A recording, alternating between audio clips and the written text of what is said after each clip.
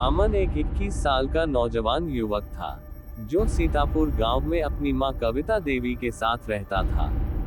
उसके पिताजी का 3 साल पहले स्वर्गवास हो चुका था, इसीलिए अब दुनिया में उसका सिवाय उसकी माताजी के उसका कोई नहीं था। अमन का पढ़ने लिखने में बिल्कुल भी मन नहीं लगता था। वह काफी आलसी किस्म का लड़का था। उसकी इस आदत से उसकी माँ भी बहुत परेशान रहती थी। उन्होंने उसे कई बार समझाने की कोशिश की कि बेटा, अगर पढ़ाई लिखाई नहीं कर रहे हो तो कम से कम कुछ काम ही कर लो। लेकिन वह अपनी माँ की एक नहीं सुनता था। वह पूरे दिन सोता और शाम को गांव के कुछ लड़कों के साथ मटर गश्ती करने निकल जाया करता था और देर रात को लौट कर आता था।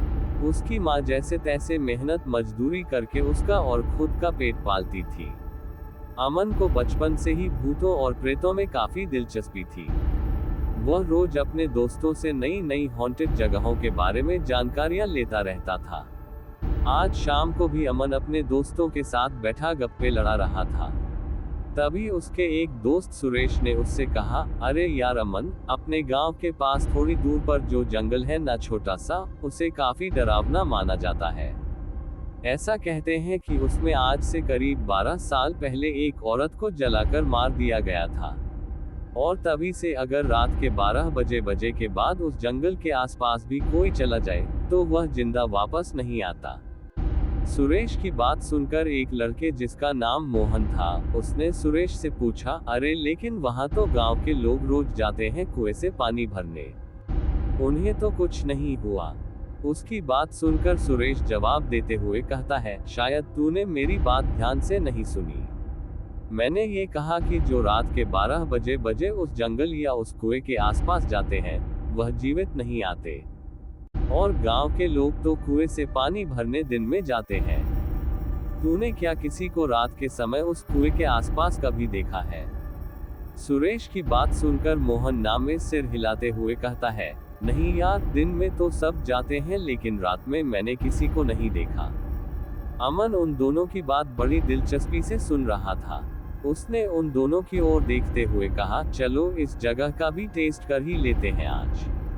अमन की यह बात सुनकर उन दोनों की आंखें डर से चौड़ी हो जाती है। यार तू पागल है क्या? आज तक वहां पर 5 लोग अपनी जान गंवा चुके हैं, इसलिए वहां पर जाना बिल्कुल भी सुरक्षित नहीं है, सुरेश ने कहा।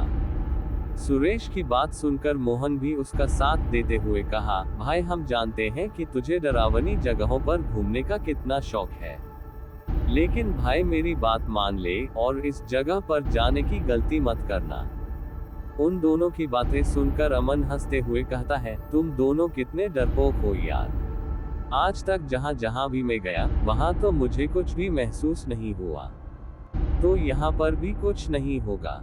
ये तो बस लोगों ने मनगढ़ंत कहानियां बनाई है। अमन की बात सुन के एक बार फिर सुरेश उससे बोला, भाई अगर तू हमें दिल से दोस्त मानता है तो तू वहां नहीं जाएगा। सुरेश की बात सुनकर अमन कहता है, चल ठीक है यार, तो इतना कह रहा है तो नहीं जाऊंगा।